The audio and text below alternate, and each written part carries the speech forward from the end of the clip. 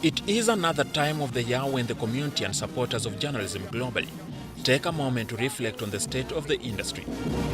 All is not good, however, as hostility towards the media is on the increase. The 2017 Global Press Freedom Index, compiled by Reporters Without Borders, shows hatred against the media has now spread to Nordic countries, Denmark, Norway, Sweden, Finland and Iceland, which hitherto were traditionally respectful of press freedom. Instrumental in fueling the hate against the media are democratically elected leaders, let alone the non-dictatorial regimes. Fake news. Fake news. So they say, charity begins at home. A scrutiny of the local situation from a general outlook suggests a deterioration of the press freedom. Global Press Freedom Index for 2017 by Reporters Without Borders places Uganda among countries where practicing journalism is problematic. But importantly, there is statistical reality to the Press Freedom Index in the country, compiled over the last year by Uganda Human Rights Network for Journalists. The report, Critical Journalism, shows there were a total of 113 cases registered, for which Uganda Police Force was responsible for 83 cases and Uganda Communication Commission 6 cases. In the findings, the police arrested journalists to a tune of 45. They assaulted 21 journalists and damaged gadgets of journalists 7 times, among others, including threatening, with death, with violence. So all those cases come to 83, and this number is the same as the cases committed by the same force in 2016. So there's been no improvement whatsoever. Circumstances registered in the last few months into the year have been threats and eventual shutdown of media houses. Among the many, a local tabloid, disappearance of journalists and confrontations with security agencies. The period leading to the Constitution Amendment late 2017 was such a tough time which has changed live coverage in the country with the delay of the live feed now a requirement by Uganda Communication Commission. On the 15th of January, I was sent to do a story on one of the thugs in Kampala, that is Sobi. And police just came and brutalized me. Instead of arresting Sobi, they instead arrested me. But the way they were arresting me, because I was telling them, I informed them, because if they didn't know that I'm a journalist, I was telling them that I was a journalist, but they continued beating me. Andrew Lwanga is another testimony of a journalist fighting to get back to a normal life, which may never be possible, although he is now able to walk with the aid of metallic placement in the spine. I'm limited. I'm limited because, you see, each time you have a foreign body in your... now my body I have some metals in the back, in the legs. Now that normally limits me. To run, I cannot run. Yeah, even if it's raining like hell, I will just have to walk.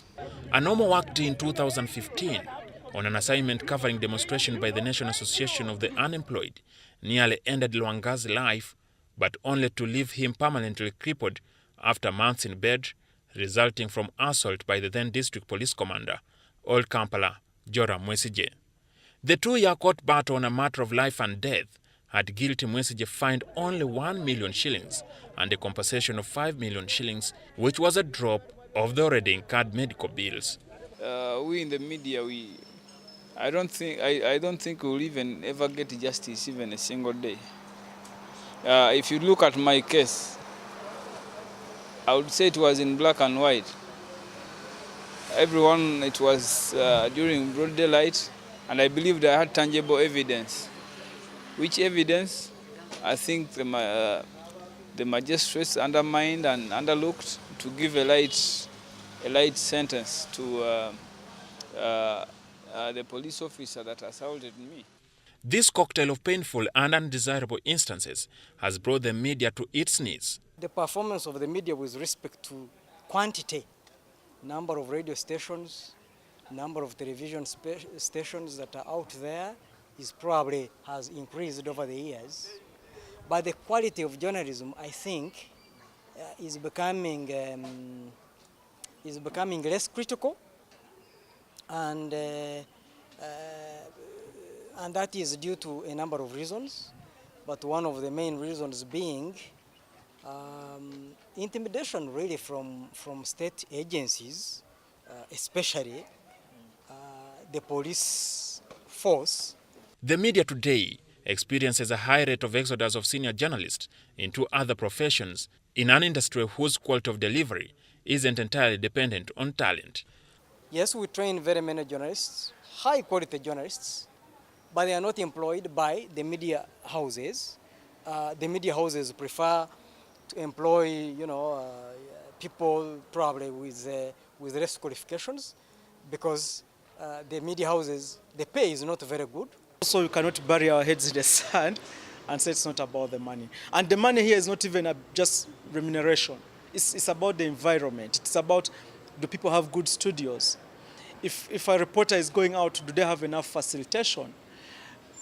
How many of you journalists today can actually go and say, I want to meet a source and I'll meet the bills at a hotel, that I'll call you out and say, what's the perspective of the presidency? Can we sit down for coffee? Can you buy me coffee? You can't do that. So instead you have journalists who are going, sitting with sources, and the sources are paying them, and so it compromises the quality. So even when we talk about money here, it's just not salary. It is, are you able to create the kind of environment that good journalism should be thriving in? However regrettable the instances could be to state actors, the scenarios are blown out of proportion. So we appeal to every actor to respect press freedom. But by and large, Uganda is a free society. And I appeal to all of you to really study the environment of many other neighbors of ourselves. How are we ranking? When I was running a newspaper, I told you, the state was courteous enough to come with a search warrant to the newspaper. For me, they had a warrant summoning me. And I went through, we called the lawyer, we went to Chibuli, we interrogated. At least you could see there's a civil approach when the state thinks they have issues. A portion of the problem is thrown back to journalists for oftentimes crossing the line into bringing self into harm's way. Okay, at least I've never seen a journalist from BBC, from the best media houses in the world, when there is a riot and the police officer is charged, kicking and beating and maybe shooting. I've never seen a journalist rushing with a camera to the police guy 3 inches from the guy. The guy is charged. They will beat you up. What do our journalists do? They're in the middle of the shooting, Kisaka Market, on the guy's face. It has now become important to broadly and critically understand the industry, whose role is focused more on lighting and providing solutions to problems in society, but rarely looked at. Pressing factor leading to this path is a recent failed decision undertaken by journalists to boycott events organized by Uganda Police Force and the Katikkiro of Uganda over an unfair treatment. An account of findings of the factors leading to the failure is hinged on disunity, greed, pride, and disorganization among the journalists. A quick point of reference is the so many associations of journalists running independently from the other. Would be Mother Association, Uganda Journalists Association, OJA, is weaker than any of the other smaller groupings. Journalists have a knack for, or love for leadership, for positions, Everyone is fighting to start an association because they're going to be a president, because they're going to be a treasurer. We have the Busoga Journalists Association. We have Greater Masaka Journalists Association. We have Catholics Journalists Association. We have like 1,000 journalists associations, small groupings with leaders, and we don't have no idea what they are doing. And of course also the question of the disjointedness of the media houses. I mean, Onyango, you work for UBC TV. If you're harassed at Naguru, you as a reporter today, can you say, I've boycotted police coverage of police? At an individual level, you might tell your editor, yes, don't assign me. But what if tomorrow there's a big event at the police headquarters? Can your editor actually refuse to assign someone? So the interests of the media house. Just as doctors or lawyers are brought together under their single umbrella bodies, so should the journalists. The Press and Journalists Act of 1995, Section 13, provides for establishment of the National Institute of Journalists, which stipulates how to become a practicing member. The provision is a sticky matter which has never come to see the light of the day. There are two definitions of what journalism should be, and we have never agreed on what journalism should be. The National Institute for Journalists of Uganda, there was a law to that effect, defining a journalist as someone who has formal training, okay, with a form of certification. And that was resisted by the other school that argues that journalism actually is a human right. Practicing journalism is a human right. It's about freedom of expression, right? So anyone who is able to write, and be able to go out there and do a good story and publish that story out there becomes a journalist. So that becomes a challenge. Not only is this a challenge, but the failure by journalists to have a unifying code could be the reason for ridicule of the practitioners.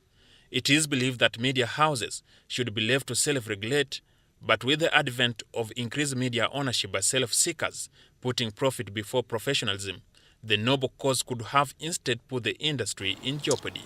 Now, what happened in Parliament, and I had observed the behavior of journalists at Parliament, then extortion. Journalists would stand in the corridors and beg for 5,000 from MPs. Simply, the journalists in Parliament had degenerated into something that can't be described. Media should be able to self-regulate, because if the media houses fail to self-regulate, then you force the agencies of the state to regulate us.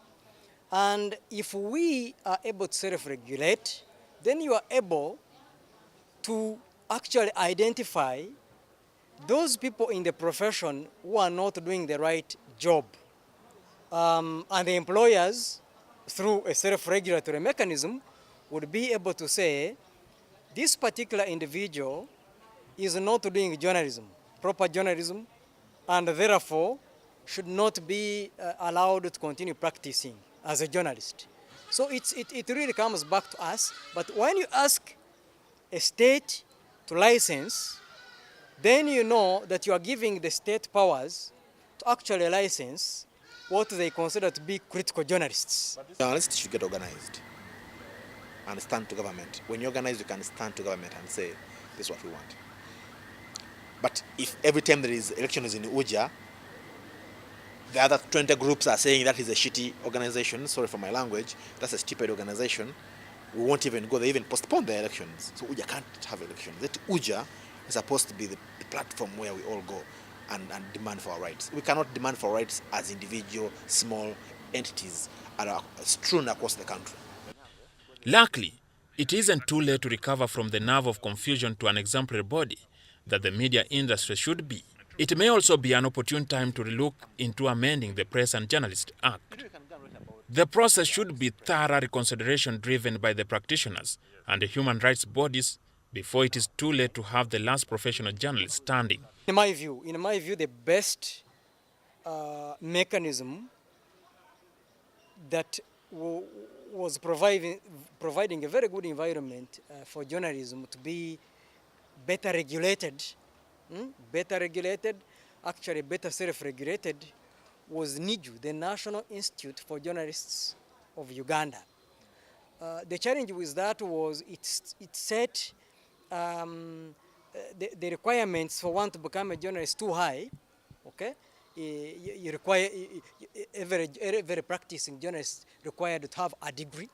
Uja needs to reinvent itself so that then it ceases being purely an assembly of individual journalists to an assembly of associations.